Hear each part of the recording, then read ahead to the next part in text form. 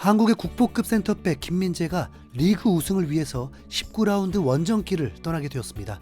아무래도 김민재가 며칠 동안 좀 기분이 좋았던 상황은 아니었을 것입니다.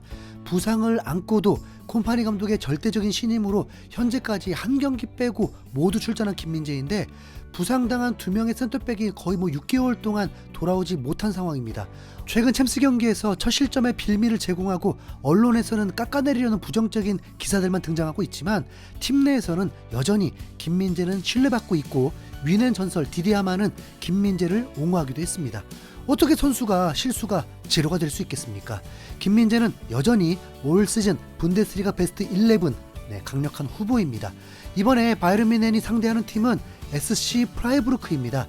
프라이부르크는 현재 리그 8위에 올라 있고 최근 3연패를 당한 팀입니다. 바이에른 뮌헨은 현재 14승 3무 1패로 선두를 지키고 있는데, 프라이부르크와의 최근 17번 맞대결에서 한 번도 패배한 적이 없습니다. 거기다 두 팀의 41번의 대결에서 32번을 뮌헨이 승리했고 패배는 단 2번 뿐이었습니다. 그만큼 홈 어웨이 상관없이 뮌헨이 압도적으로 강했습니다. 프라이부르크는 우선 18경기에서 34실점으로 경기당 거의 2실점을 하고 있습니다. 거기다 최근 2경기에서는 프랑크푸르트와 슈투트가르트에게 연이어 4실점 대패를 당하기도 했습니다. 전반기에도 뮌헨은 홈에서 2대0으로 승리를 거두게 되었습니다. 이렇게 보면 뮌헨이 리그에서도 가장 강한 팀인 만큼 손쉬운 승리가 예상되지만, 주중에 뮌헨이 네덜란드 원정길에서 페예노르트에게 30개의 슈팅을 쏟아붓고도 무득점, 0대3으로 충격적인 패배를 당하면서 체면을 완전 구긴 상황입니다.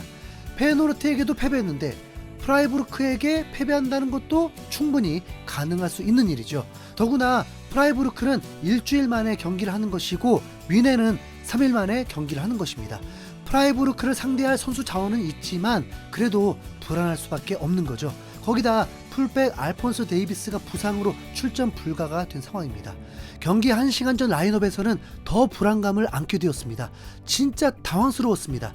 라인업 포스터에 다이어가 메인으로 있는 겁니다. 그러니까 김민재와 다이어가 콤비로 나서게 되는 최악의 상황. 이 경기 쉽지 않아 보였습니다. 노이어 골키퍼, 키미, 다이어, 김민재, 게이루, 고레츠카, 무시알라, 파블로비치, 사네, 케인, 그나브리가 선발 출전하게 되었습니다.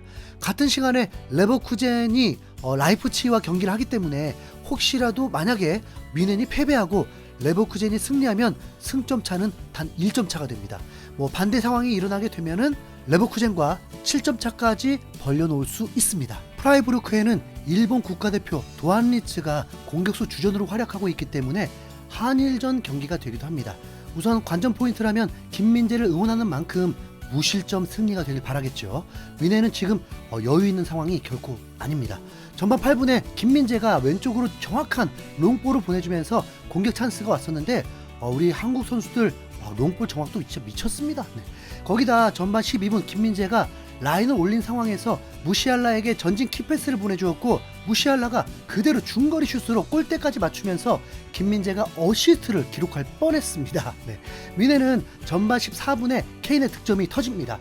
우려했었던 다이어의 선발 출전인데, 다이어가 원래 수비형 미드필더였던 만큼 패스 플레이의 장점이 있는데 횡으로 케인에게 보내준 패스를 케인이 턴과 함께 슈팅 찬스를 만들었고 121km 슈퍼 슈팅으로 선제골을 넣게 되었습니다. 케인이 8경기 만에 필드골을 기록하면서 리그 17골로 득점 선두를 달리고 있었습니다. 이렇게 되면 뮌헨이 원하는 시나리오대로 진행이 되는 거죠. 뮌헨은 전반 30분까지 점유율 70%로 압도하고 있었고, 김민재의 활약과 수비 조직력이 안정되면서 특별한 위기도 없이 프라이부르크는 기대 득점 값이 0.0이었습니다. 뮌헨도 슈팅이 많지는 않았습니다. 이상하죠? 챔스 경기에서는 전반에만 14개 슈팅을 하면서도 무득점인데 이 경기에서는 슈팅 2개 중에 한 골을 넣은 상황입니다. 뮌헨은 40분경에 사고가 발생합니다. 고레츠카가 햄스트링 부상으로 이탈하게 된 것입니다. 그러면서 그동안 부상으로 빠져 있었던 스타니시치가 투입이 되었습니다. 46분에 역습으로 실점 위기가 있었는데 김민재가 저지하면서 위기를 넘기기도 했습니다. 전반전을 마치고 김민재는 매우 양호한 평점 7.0이었고 어시스트를 올린 다이어와 같은 평점이었습니다. 그리고 득점을 한 케인이 7.1이었습니다. 미네는 올 시즌 처음으로 전반전 슈팅이 3개밖에 나오지 않았습니다. 팀이 부진했던 것은 아닌데 패스만 주구장창한 거죠. 김민재는 프라이부르크와의 경기를 치른 후에 다시 주중에 챔피언스리그 조별리그 마지막 경기를 치러야 합니다. 3일 전 패배로 인해서 8위 안에 드는 거 불가능해서 이제 마지막 경기는 큰 의미가 없지만 자존심 회복을 위해서라도 콤파니 감독은 또 김민재를 출전시킬 확률이 매우 높습니다. 제발 쉬었으면 좋겠는데 말이죠. 챔스를 위해서 김민재를 후반에 교체할 리는 또 더욱 없을 것 같고요. 후반이 시작되고 미네는 슈팅을 더 많이 가져가야 한다는 게 숙제였습니다. 미네는 공격의 고삐를 늦추지 않았고 케인이 내려와서 크로스를 보내주기도 했습니다. 가까스로 프라이부르크 선수의 발이 먼저 닿으면서 코너킥이 나오게 되었습니다. 그리고 이번 코너킥에서 김민재의 추가골이 터지게 됩니다. 코너킥이 날아오기 전에 중계 화면에서 김민재와 동료 선수가 속삭이듯이 대화를 했었는데 그때 뭐지 했었거든요. 그리고 키미가 골대 앞으로 정확하게 킥을 올렸는데 김민재가 골키퍼와 붙어있는 상황에서 백헤딩 골이 들어간 것입니다. 골키퍼는 매우 억울해했습니다. 김민재가 방해한 거 아니냐는 거였죠. 그런데 김민재가 골을 넣는 순간 케인도 뛰면서 매우 좋아했습니다. 김민재의 골인지 혹시 차징은 아닌지 VR 체크는 있었지만 최종 김민재의 골로 인정이 되었습니다. 김민재는 리그 2호 골이 되었습니다. 골 넣는 센터백 김민재. 너무 기분 좋은 골이었습니다. 레버쿠젠도 2골을 넣으면서 라이프치히를 이기고 있었기 때문에 김민재 골은 승리를 지키기 위해 더욱 중요했습니다. 김민재는 수비에서도 단연 돋보였습니다. 힘에서도 밀리지 않고 커버 플레이를 하고 평점이 8점으로 전체 1위에 올라 있었습니다. 이제 여유까지 있더라고요. 65분까지 패스도 100개를 돌파하면서 95%의 성공률로 매우 안정적이었습니다. 김민재는 시즌 3번째 골이 된 건데 리그에서도 10월에 뮬러의 패스로 오른발로 밀어넣으면서 득점을 했었고 챔피언스리그에서는 파리 생제르맹을 침몰시키는 헤딩골로 챔스 데뷔골을 터뜨리기도 했습니다. 센터백인데도 벌써 시즌 3호 골입니다. 이대로 미넨이 편안하게 승리하면 좋겠지만 프라이부르크의 추격골이 터지게 됩니다. 코너킥, 세트피스 상황에서 헤딩골을 허용하게 된 것입니다. 이러면 2대1이 되어서 불안할 수밖에 없죠.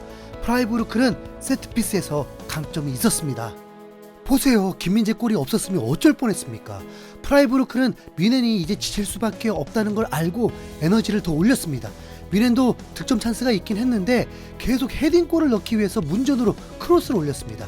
그리고 실시간으로 라이프치히가 레버쿠젠에게 동점골을 넣으면서 미넨이 승점을 더 벌려놓게 되었습니다. 레버쿠젠이 너무 상승세를 타고 있었기 때문에 미넨이 오히려 쫓기는 분위기였거든요. 김민재의 득점이 정말 컸죠. 미넨은 1위를 유지할 뿐만 아니라 레버쿠젠과 6점 차로 벌려놓게 되었습니다. 김민재는 실점을 당했을 때 관여가 되어 있었는지 0.1점이 줄었더라고요. 그러면서 키미가 오히려 8.1이 되었습니다. 그래도 김민재의 대활약은 부인할 수 없죠. 김민재 좋았어. 이상 흰수염고래였습니다. 감사합니다.